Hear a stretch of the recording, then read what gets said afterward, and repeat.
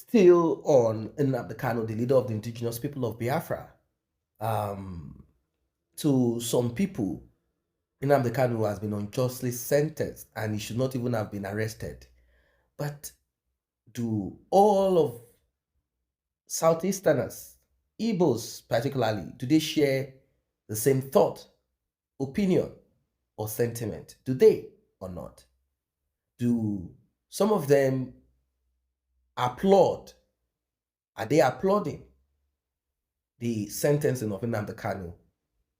Well, let us find out, because as it is right now, there is a lot that is going on. A lot that is going on. And a lot is about to happen. Please like and share. Tap on the subscribe button. Let's jump right into it. From the men at the top who are Igbos to come speak about Nnamdi Kanu's issue or involve themselves. Maybe they're not loud enough. I laugh. The Igbo people we are one of the smartest people. We are not just book smart, we are street smart, and we are business smart. Okay? You're telling someone to come and support a movement or talk about a movement that he initially is not wanting to be part of. The Biafran movement is not something that all Igbos are in support of. So stop trying, I need people to stop trying to mash us into one. There is a divide already on this movement. Before Ipob, there was Masob. How did Masob run their agenda so peacefully? But when it was time for the Ipob, we are having chaos. The East is not what it used to be. We can't travel anymore. The UGMs are in play. The ESN are in play. My state is in shambles because I am from the same state as he is. You can't come out on Mondays anymore. You move, you get killed. Why is nobody saying anything about that? We are more worried about one man who put the whole of the East in disarray for doing the wrong thing. There's tyranny, there's treason. Are we going to advocate for a tyrant? You want a cessation, you do not go about it the legal way, and you put everybody's lives from the East into problems, and then you want us to stand behind violence? Has any of you taken the time to listen to Nnamdi's radio channel for 1 hour and hear the amount of hate? The hate. I don't speak on this because it pains me to my blood. I know what we are facing. The Civil War is still a mark. My father was one of them, and he will tell you, anything you do in life, do not advocate for a war. The general who started it, God rest his soul, he came out to say he regretted his actions. He wasn't even here when the chips were down. And you think Kanu will be here when he sets? What are we kidding ourselves? What are we saying? We are not, there are a lot of us not in support of the movement, and that's facts. And you cannot force it upon anybody, whether as a leader, as a statesman, or whoever hierarchy. If I'm not in support, I'm not in support. You can't use my political ambition or my political stance to hold it against me that I'm not speaking up. Igbo people are smart. We choose our battles wisely. And for this battle of Nnamdi Kanu, we are choosing to stay silent. And the people who have chosen to stay silent should not be bullied for their choice. Thank you. Thank you. To come and buy me in Kuje, I said no. I was in detention. They came to me, offered me everything, and I said no. They gave me vice president of Nigeria, and I said no. Are you insane? Is it poor, wretched people I'm going to be asking for money? So because anything we want to do, we do it somehow. IPOB is full of cash. I am warning everybody tonight, if you come out on the 31st on Monday, you are going to die. Anything you have, give it to them, let them go and kill them, penetrate the airport and set Motam Hamad Airport on fire. Anybody that takes out weekend will get 100 million. It's set aside. If you do it and I don't give you 100. As the leader of IPOB, I am a very powerful man. I know that very well. I can decide who lives or who dies. I can. Welcome back. You heard it. You heard it. Now, these are educated minds that are from the east of Nigeria.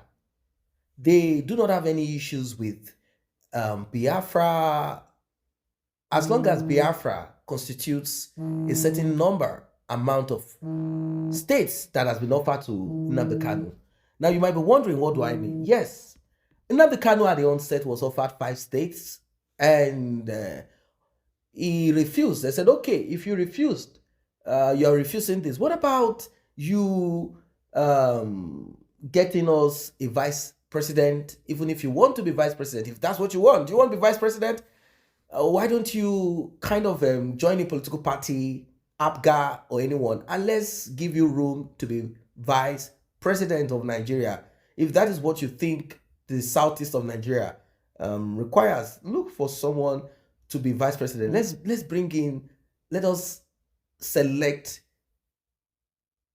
a VP from the southeast. He said, no, that's not what I want. I want Biafra.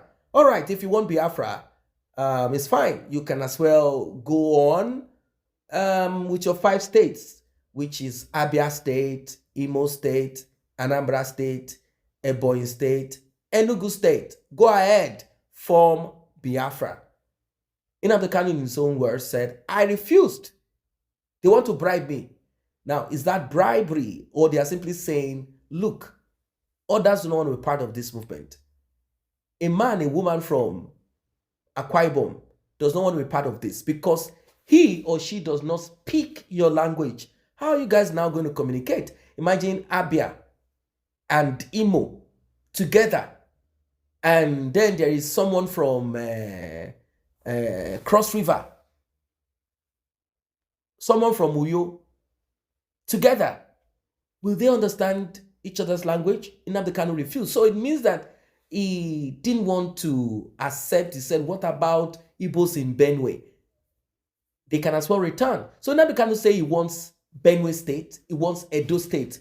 Now imagine Edo State being part of Biafra. Edo State being part of Biafra. Do Edo people speak Igbo language? He said he wants it. He said he wants Bayelsa. All right, let's say certain Bayelsans will say, oh, we have Igbo ancestry. Our great grandparents, there are certain Igbo languages that we speak here. At least we understand a little bit of this and that and that. The truth of the matter is, it wasn't going to work, because prior to the Biafran War, there is this argument that could not even conclude, this discussion that could not even be concluded before Ojukwu declared what he declared. Now Ojukwu himself said he led the war proudly, but he doesn't want this to happen. That's because Ojukwu himself ran away when push came to shove. He didn't fight it to finish. Ojukwu ran away on exile to save what? Himself, his king. And some will say, he who runs today will live to fight another day. The question is, did Nnamdi Kanu run? Yes, he ran away when he realized that the Nigerian government were coming back, when they felt he wasn't living to the terms and conditions of their discussion and he wasn't willing to accept what they said. He ran away. He came back again. And blood started becoming like water in the southeast of Nigeria. What are your thoughts about what this lady said? Drop your comments.